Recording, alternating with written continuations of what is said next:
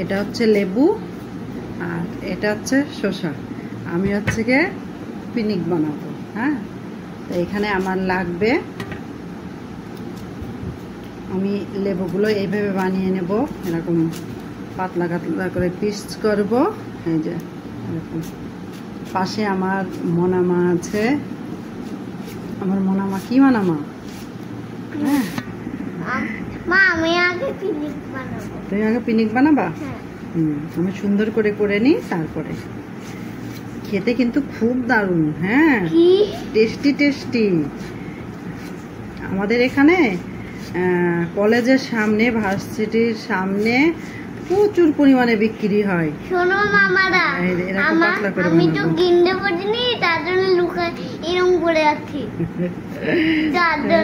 আমার মনামা গেঞ্জি পরিনি তো, এই জন্য এইভাবে আছে। হ্যাঁ, তা এইগুলো এরকম করে পিস পিস করে নিতে হবে। তারপরে আমি এখানে একটু পেঁয়াজ দেব, তারপর একটু ঝালের গুঁড়া দেব, একটু বিট লবণ দেব, তারপরে একটু মরিচ ছোট ছোট করে পিস করে দেব। এই যে ঠিক এইভাবে করব আমি, করে তারপরে তৈরি করব। খেতে মানে হালকা টক, কিন্তু যাদের অল্প বয়স তাদের তো আর টক লাগবে না। মানে কলেজের সামনে সেই ছেলে মেয়ে সবাই সেই খায় দুপুর রোদ্রে, তখন এটা খেতে ভালো লাগে। তো অনেকদিন ধরে ভাবছি বানাবো, তা সময় হয়ে ওঠে না।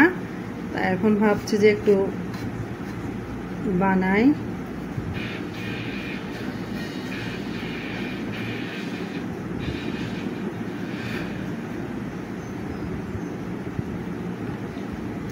এবার শসা করব।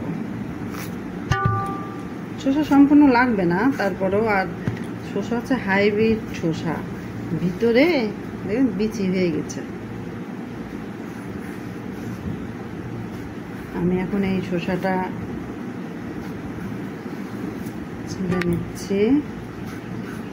হয়তো বা এটা নতুন কিছু না, সবাই এগুলা তৈরি করে খায়। তারপরও আমারও ইচ্ছে জাগলো যে আমিও এটা বাসাতে তৈরি করি আর আপনাদের সামনে শেয়ার করি।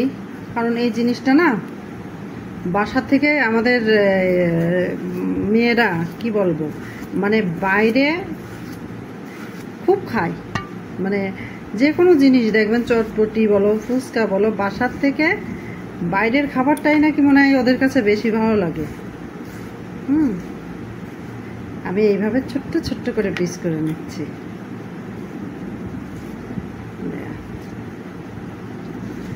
বাসার খাবারটা কেন যে ছেলে মেয়েদের এত ভালো লাগে না, এটাই বুঝি না। একই জিনিস, তারপরে ওরা মনে করে যে আমাদের মনে হয় বাইরের খাবারটাই খেতে বেশি ভালো লাগে। কিন্তু বাসার খাবারটা যে একটু পরিষ্কার ভালো হয়, শরীরের জন্য ভালো, মানে কোনো ক্ষতিকর না। কিন্তু তারপরও বাইরে গেলে এই যে এই সমস্ত খাবারের দিকে পিকনিক, তারপরে ঝালমুড়ি, বুঝছেন, তারপরে চটপটি খায় না বাইরে, ফুচকাটা খেতে চাই। তারপরে আরটা কি আছে, বেলপুরি না কি যেন বলে, আমি ফুচকা খেতে চাই। হ্যাঁ, মনা ফুচকা খেতে চাই বাড়িতে। হ্যাঁ, বাইরে না। মনা এখন আগে বাইরে খেতে চেত, এখন আর চায় না, এখন বাসাতেই চায়। আমার অর্ধেক শসা নিলে হয়ে যাবে, কারণ একটা লেবু তো, কারণ বেশি করব না, এখন বয়স হয়ে গেছে।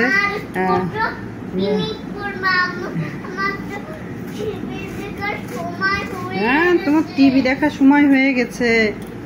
তা দাঁতে এখন আর টক নিতে পারি না, অল্প দাঁত নিলেই মনে হয় যে দাঁত ধরে নিচ্ছে। কিন্তু আবার একসঙ্গে 4-5টা লেবু খেতে পারি রস করে, কিন্তু এমনি পারি না।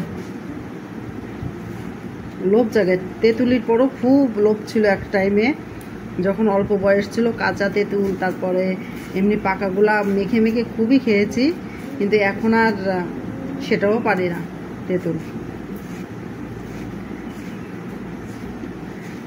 বাসাতে করছি, একেবারে কেমন লাগে করে তারপর আপনাকে দেখাবো।